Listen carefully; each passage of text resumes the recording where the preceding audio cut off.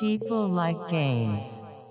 What up, people? It's Solo, and welcome to the Where in the World is Carmen Sandiego Speedrun, the game that spawned the edutainment sector of video games. Edutainment, even though the word is sort of self-evident, is education and entertainment. Was made initially in 1985, even though most people are familiar with like the 96 version of the reboot, but we'll get to that later. The game was the brainchild of David Bingham, who was a programmer at Broderbund, which is a game publisher studio out in California, even though it sort of sounds German. But they also made Prince of Persia because they specialize in games for Apple too. So surprising fact, Carmen Sandiego and Prince of Persia came from the same place. But go back to the point. Bingham ended up coming up with the idea for a graphical menu-based interface game aimed at kids that was sort of different than the text-based games that were predominant. He took that idea and he's like, hey, all right, let's do this. And let's not do a fantasy setting in a dungeon crawler. Let's just do cops and robbers because it's a little bit more direct. You catch the thief, they commit a crime, you catch them. That sort of was a format of a game that he could sort of use with his menu interface.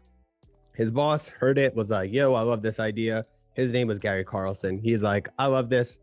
I'm also a big enthusiast of the almanac. So I want every single edition of the game to be included with an almanac and a book of facts, because in the game, you have to go to different geographical locations when a thief steals something and use clues, etc. that you have to use to solve the crime. Those clues and information could be found in the almanac for reference of information that you would need to solve the crime in the game. That's how basically it came together. Then they hired writer David Sifkin, who basically created the character for Carmen Sandiego.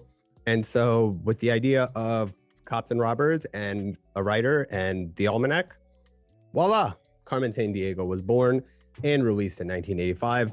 Was not really an initial success. It took a little bit, but about a year later, it caught on and would just sort of go from there. It was very interesting because even though it's called the edutainment game, a lot of people remember it for being like a geography-focused game.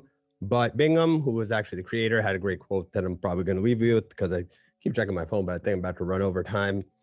The game wasn't really a geography game in that it didn't teach you any geography. The point was to teach reference skills and how to look up stuff, which even though it's mundane, is a great skill to know.